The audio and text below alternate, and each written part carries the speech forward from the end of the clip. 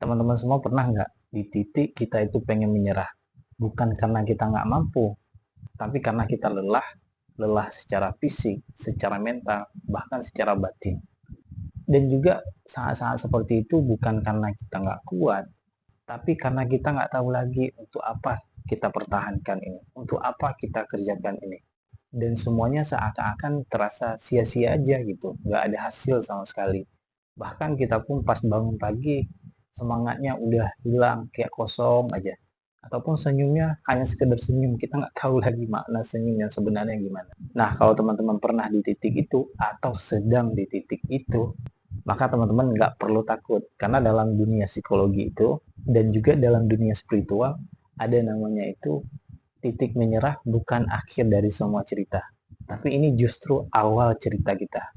Untuk itu, teman-teman, mari duduk sejenak, mari kita merenungkan, dan mari kita bertanyakan mengapa rasa jenuh dan pengen menyerah itu datang, dan apa makna yang terdalam yang ia bawa. Jadi dalam dunia psikologi, kalau ada kata-kata menyerah itu sama dengan diartikan kondisi respon kelelahan emosional dalam tanda kutip tingkat kronis. Nah, dan ia ini muncul karena bisa jadi karena tekanan, ekspektasi terlalu tinggi, atau kekecewaan, atau karena penolakan, atau bisa jadi karena trauma juga, hingga over terhadap lingkungan yang tidak sehat. Namun, kalau misalnya kita lihat secara lebih dalam, nah rasa ingin menyerah ini muncul bukan karena kita nggak kuat lagi, tapi kita itu nggak tahu kemana harus kita tuju.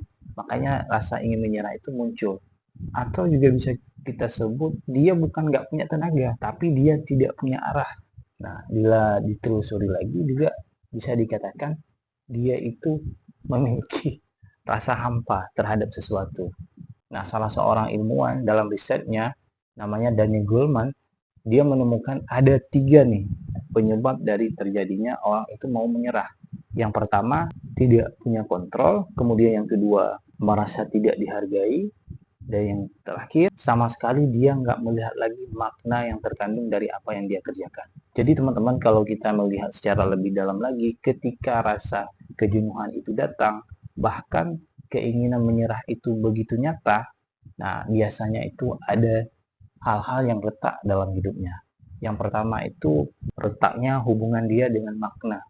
Jadi artinya di sini dia tetap melakukan aktivitas seperti biasa, tanggung jawabnya dikerjakan seperti biasa, tapi gairahnya, motivasinya, maknanya itu nggak ada lagi. Jadi semua yang dikerjakannya terasa hambar gitu, nggak ada nilainya sama sekali. Hanya melakukan rutinitas saja. Kemudian yang kedua, retaknya hubungan dengan diri sendiri. Nah, di sini kadang-kadang kita terlalu sibuk mengejar ekspektasi. Kadang-kadang ekspektasi itu dimasukkan dari ide-ide dari orang lain, sehingga kita tidak memfilter. Kadang-kadang kita nggak pernah bertanya apa yang benar-benar kita butuhkan. Kita jalan aja terus, sehingga hubungan kita dengan diri kita sendiri itu bertolak belakang atau tidak sejalan lagi. Ada pertentangan antara batin kita dengan apa yang kita lakukan. Kemudian yang ketiga, retaknya hubungan kita dengan Tuhan. Disinilah kadang-kadang kesombongan kita datang, merasa kita mampu melakukan sendiri, apa yang kita lakukan itu bisa tanpa ada sandaran dari manapun. Sehingga kita dikelilingi oleh dunia yang berjalan seperti biasa, tapi dalam diri kita itu bergejolak, karena memang tempat berlabuh jiwa itu adalah kepada yang menciptakannya, yaitu Allah Subhanahu wa Ta'ala. Nah, kemudian teman-teman, kalau kita lihat dari segi psikologi eksistensial, di sana hanya menyebutkan sekilas aja orang yang menyerah itu karena dia itu hanya kehilangan makna aja gitu. Dia nggak tahu makna yang sebenarnya dia melakukan ini apa manfaatnya untuk dirinya. Kehilangan seperti itulah yang menyebabkan seseorang itu ingin menyerah. Seperti kata Victor, seorang psikiater terkenal, beliau menyebutkan saat kita itu ingin menyerah, di situ kita bukan kehilangan kekuatan, tapi kita kehilangan alasan kenapa kita harus bertahan. Kalau dalam tradisi sufisme, artinya orang penganut tasawuf, rasa jenuh ini disebut dengan rasa kekosongan jiwa, atau disebut dengan fase antara kekosongan dan kesadaran. Nah, bahkan ada seorang tokoh yaitu Imam Al-Ghazali, beliau menyebutkan ketika seseorang itu terputus dari makna, itu disebut dengan ghaflah atau keterasingan jiwa. Ini bukan fase akhir, tetapi ini justru pintu awal untuk kembali. Nah, lalu gimana nih kalau misalnya rasa ingin menyerah itu begitu menggebu-gebu dalam hati atau begitu tampak nyata di depan mata kita? Nah, setidaknya ada beberapa hal nih yang perlu teman-teman lakukan. Yang pertama itu berhenti. Bukan untuk mundur, tapi untuk menyadari. Jangan paksa diri, karena kita kadang-kadang itu berlari terlalu cepat, kita belum siap dengan keadaan yang ada.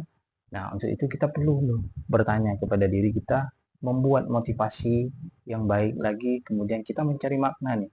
Kemudian kita tanyakan hal-hal yang sederhana. Apa yang aku cari? Untuk apa aku bertahan? Dan apa yang aku kejar? Kebanyakan dari kita itu lelah atau ingin menyerah karena terlalu mengejar dunia.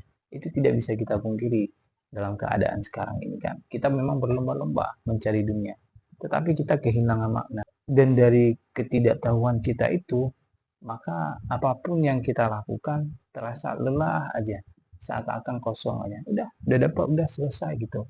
Gak ada makna sama sekali yang bisa kita petik dari usaha-usaha yang kita lakukan. Nah, yang paling kuncinya yaitu yang terakhir ini, yaitu kita kembali aja ke Allah Ta'ala. Kita kembali berserah diri kepada Allah Ta'ala. Bukan karena kita lemah, tidak. Karena kita sadar, kita berasal darinya, dan semua yang ada di dunia ini pasti diatur oleh Allah Subhanahu wa Ta'ala. Jadi segalanya memang terasa berat gitu. Dan kita memang gak sanggup. Kita coba pun berusaha semaksimal mungkin gak sanggup. Maka menangislah di tengah malam. Adukan keluh kesah kita kepada Allah Subhanahu wa Ta'ala. Pada akhirnya teman-teman, sebagai penutup, maka jangan menyerah dulu. Perjalanan kita masih panjang. Jika hari ini kamu ingin menyerah, maka jangan buru-buru kamu pergi. Duduklah, tarik nafas yang dalam, dan sadarilah satu hal yang penting ini. Kamu lelah bukan karena gagal, tapi karena kamu belum benar-benar berhenti bertanya, apa makna semua ini? Karena kita melihat dalam banyak kasus, teman-teman, mereka yang memang bertahan itu bukan benar-benar kuat. Mereka itu orangnya biasanya yang memang benar-benar paling jujur bertanya kepada dirinya sendiri. Pandai berdialog dengan dirinya sendiri. Itu teman-teman, coba berdialog dengan diri sendiri secara jujur. Jangan menyerah hari ini. Mana tahu besok kita udah menemukan satu makna yang baru. Mungkin Allah Subhanahu wa Ta'ala juga lagi mempersiapkan nih hal-hal yang baru untuk kita. Tapi untuk memulainya kita mesti bertahan dulu, dan arti menyerah yang sebenarnya dalam hal ini bukan menganggap ini semua akan berakhir, tapi ini adalah babak baru kita untuk memulai sesuatu yang lebih baik. Semoga bermanfaat. Jangan lupa teman-teman ya, di like, di share, dan di subscribe. Sampai jumpa.